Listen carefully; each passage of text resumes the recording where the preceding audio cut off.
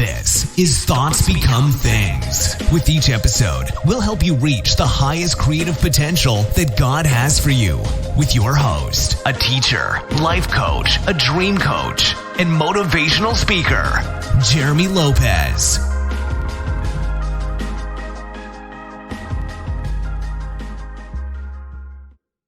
Hello, good everyone, and welcome to another podcast of Thoughts Become Things. I'm Jeremy Lopez, and as always, I'm so excited to be with you guys today. I hope everyone's had a great week. I know I have, and it's been really good.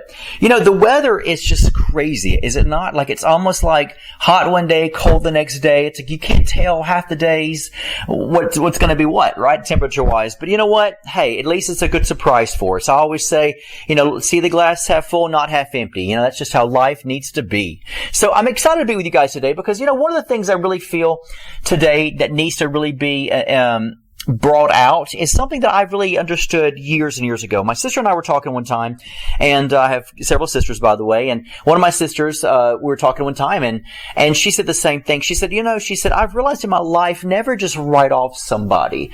And I said, you know what? I said, that's a great principle. And I really felt for all the years of my life so far is really not writing people off, but really understanding exactly why it's important to have people in our lives. Now, once again, I'm talking to a lot of people that are Christians. I'm talking to a lot of people who love law of attraction, who understands the universal biblical principle. And so you guys are going to get what I'm going to say today, all right? If you're new to the podcast, hey, you know what? I believe it's going to minister to you as well. Because I'm a firm believer that everything we do in our lives counts, and everything's for a reason. You know, I heard it said one time before, like many of you, about the understanding of, you know, everything happens for a reason. Well, you know, I tend to believe that because if our footsteps are ordered by God, then all of a sudden we begin to really look at this and say, you know, if our footsteps are ordered by God, then every footstep is going to be either ordained or it's going to be turned around for my good. So it's a win-win situation for us, right? And so I don't fret about stuff. I don't, you know, go drama, you know, when I feel like I've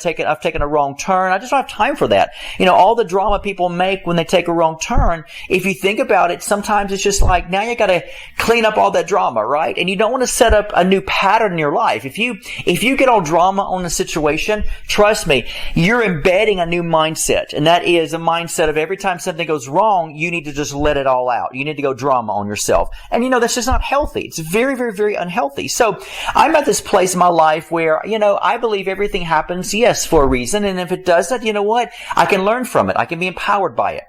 So when we're dealing with people, let's just face it, every one of us, because we're human beings, unless you're an alien from some other planet, which I really doubt if they even exist, but hey, it doesn't matter. If you are a human being, which I know you are, then people are going to come into your life for many reasons. And sometimes people are seasonal. Sometimes people are meant to be there for life. Sometimes people are meant to be there for years. And sometimes people are just there just to pass through your life in one day. And instead of sort of, you know, overanalyzing everything, wondering, you know, hey, how long is this person going to be in my life? You enjoy the journey. The best thing I've realized in my life is enjoying the journey. Enjoying the journey to understand that everyone comes in our lives for some reason or another. And yet maybe they're there to share with you some kind of truth, or maybe you're there to share some truth with them.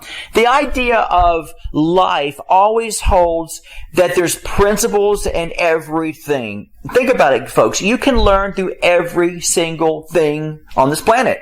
Good, bad, or ugly, everything has a message to it because everything has a definition. Think about it this way. If everything in creation has a definition, which it does, I mean, everything that ever has been has a definition. Even void has a definition of non-existence, right? And so you still understand that with everything having a definition, because everything has to have a definition to define what it is or what it's not, then you understand if there's a definition, then that means there is a meaning. That means there is a lesson learned. That means there is something there through the definition that you can take with you. So think of life that way. So with that being said, when people come into my life and I think to myself, you know what, they've made me mad,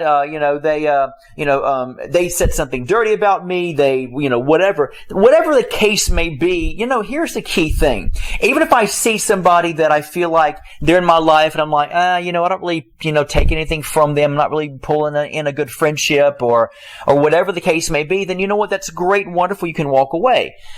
However, I just don't write off people. I know a lot of people I life coach, and they just write people off left and right. And then they wonder why they're so alone. Then they wonder why, the favor of God doesn't come to them. Then they wonder why something in this universe doesn't draw back into them, through the law of attraction of something they've been really praying for, hoping for, believing for, whatever. And the reason why, because you are cutting off your avenues. And I want you to think about that for a moment. Most of us cut off our avenues. You can't afford to cut off an avenue. An avenue doesn't always mean it's going to be Christian. An avenue doesn't mean it's always going to be someone that loves you, or an avenue that, someone you even know. As far as friendship wise, let me tell you something. I've known all my life that everything is an avenue. Everything is a venue, for lack of better words. Everything is a tunnel or something that is leading back to me if it's of a necessity. Which means you're gonna have to allow God, through this universe to begin to bring and draw anything to your life that you need. And sometimes if you think about it, God is not going to use your best friend to show you favor. God's not going to use your mom or your dad, to show you favor and blessings, to say, hey, I want to bless you with this, or hey, let's go to dinner tonight, or even teach you a powerful lesson or principle. You have to look at life objectively and look at reality and say, you know what? If I keep on cutting off people and say, well, I don't like them, write them off or tell them off. That's another thing. Telling somebody off. If you don't like somebody, why don't you just gravitate away from them? Why don't you just sort of, slowly pull away from them? Okay? And that way you're looking at it and you're thinking to yourself, you know what? If I do that, who knows? What if they change tomorrow?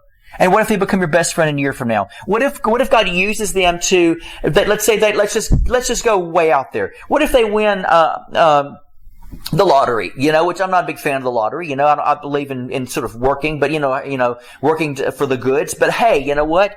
It doesn't matter to me. I'm not going to turn it down, right? Neither would you probably. So, if you think about it, let's say they win the lottery tomorrow, and let's say you just sort of, gradually pulled away from them. No harm done, right? And then what if they turn around and God speaks to them and says, hey, Sarah, she's struggling. Tom, he's struggling. Why don't you give him a couple of, $200,000 or $300,000, dollars. I mean, you never know that. But if you're going to write them off and you're going to tell them off, you're going to say, you're of the devil, I'm not having anything to do with you. Then you know what you're doing? You're cutting off every avenue. And if you think for a moment that just your friend's going to bless you, you are sadly mistaken. You can look to the Bible and realize that, when you think of Moses and you think of, Pharaoh, guess what? Pharaoh trained Moses and didn't realize he was training him to be the leader of God. How do we know that? He took care of him. Think about that. I mean, he supplied his need. Pharaoh raised Moses, and yet he was raising him actually for God, and nobody thinks about that anymore. So God can use anyone and everyone, and then turn it around. Even more training where we read about where God says, I hardened Pharaoh's heart. And no, it wasn't some devil. It was God. Okay. And so it was the idea that God said, I'm going to harden Pharaoh's heart. Why would God harden someone's heart? Because guess what? Moses was still being taught by his teacher. And one of his teachers was Pharaoh. And so how do you know that? Because he hardened his heart. Why? Made Pharaoh so mad. He gets his army and he's like, let's kill those people. I've had enough. So they're backing them up to the Red Sea. All of a sudden, the people are like moaning, complaining. We should have stayed back in Egypt here, and Moses is like, you know what? We got to trust God. Here we are at the Red Sea. Don't know what's going to happen, but we're here. All of a sudden, the guy who God hardened Pharaoh's heart, and the same guy who raised Moses, and the same guy who fed Moses, and the same guy who trained him probably to do battle or whatever the case may be, guess what? Same guy comes along after God hardened his heart and starts coming after Moses and the children of Israel to kill them. And so guess what Moses did? He was up against the wall, for lack of better words, and all of a sudden he began to extend the rod, and the staff over the Red Sea. We heard the story. The Red Sea departs, and they walk across, and then Pharaoh and the men are just sort of swallowed up in the sea. The Bible says. So if you think about it from that standpoint, whether it was metaphorical, whether it was a real story, hey, who cares? It was the idea that it's God's word speaking life to us. That's what's so cool about it, is lessons learned here.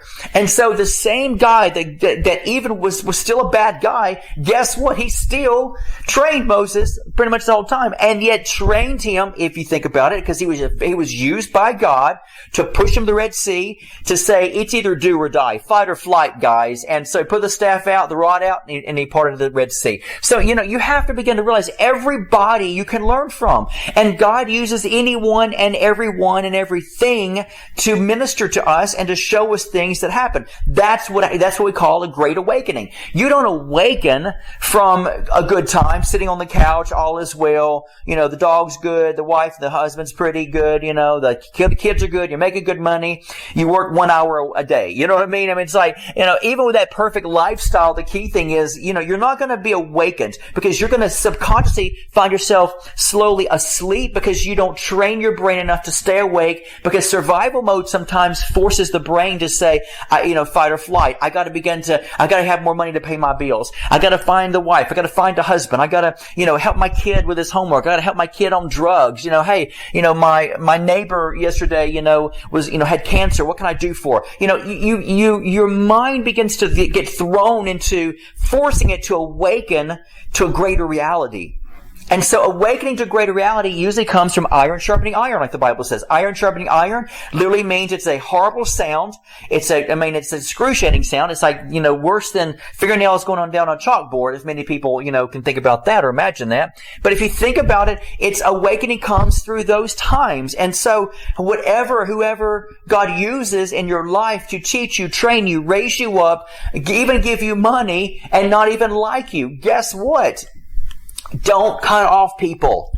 All right? If you don't like somebody, just pull away from them. You don't have to say, one of the things I've learned in my life that so many people say that I would love to the life coach when I hear them say this to us when they send an email or I read about it on the internet is, this person's a false prophet. That person's a false prophet. And you ask these people saying that, do you know them? Oh, not at all. But...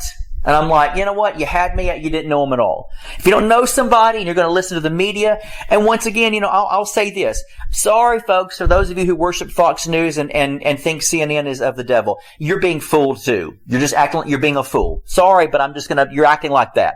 Because if you think about it, media is media. It's all garbage. It's all just junk. Don't think for a moment, everybody, one person's going to be truthful and the other one are not. No. There's good and all, there's bad and all. And so, don't sit here and say, well, I wrote the person off, or I heard I don't listen to them anymore. They're a false prophet. Why? Because of such and such. So-and-so said this, or I read something about them. Like you can really tell a person's lifestyle by something you read. Don't read into stuff. If you don't know that person, then you know what? Don't judge them.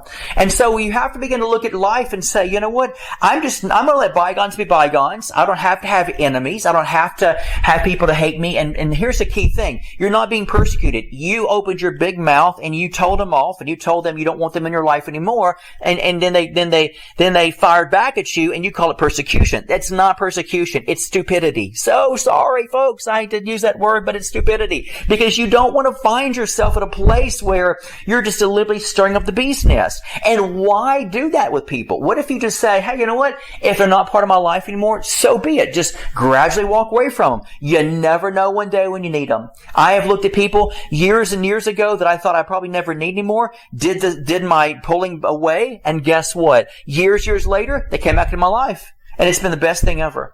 Or I ran into them on the street. Or even or running out of gas and all of a sudden they pass by. Well, if I would have told them off, guess what? They'd have been like, pardon my language, up yours, I'm not helping you out. You know what I mean? You told me off. But instead they stopped. And they're like, hey man, a long time no see, did you run out of gas? Yeah, you never know, folks, who God can use. So use wisdom. Don't write off people. Just gradually move away from them. That way, guess what? You don't have enemies and you don't really find yourself at a place where, you're hating people. You're just letting people be because you're learning to be as well. That's the beautiful thing about life, all right? Use wisdom, folks. Use wisdom in relationships and people in general. And life will be better for you, I guarantee you, all right? It's never do or die, you're my friend or my foe. No, there's people that don't have to be your foe. They just don't have to be right there in your life all the time. It doesn't mean they're your enemy. Just let them be, and you move on, right? That's the beautiful thing about life. We have that option, that choice to do what we want to do. and where we want to categorize people. All right. So, by the way, I just want to say thank you so much for tuning into our podcast today. It means the world to me. It really does. And I'm so thankful and honored to have each and every one of you with us today. This podcast today was a little short and sweet to the point, but I wanted to bring this out today to each one of you. And I encourage all of you, go to the website, identitynetwork.net, support us. I've got my new book out this month called Creating Your Space. And I'm talking about, from a spiritual point of view, how to create an atmosphere for you that you need to call your sanctuary, and that's your place. So if you get a chance, go to the website, order the combo, the book, and the study guide with it. You guys are going to love it. That's Creating Your Space combo. As always, guys, if you don't like your day, what do I always say? Change your mindset. You change your thoughts, you will change your life. Have a blessed day.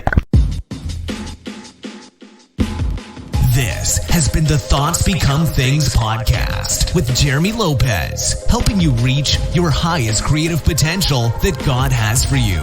For more episodes, products, and information on Jeremy, visit www.identitynetwork.net.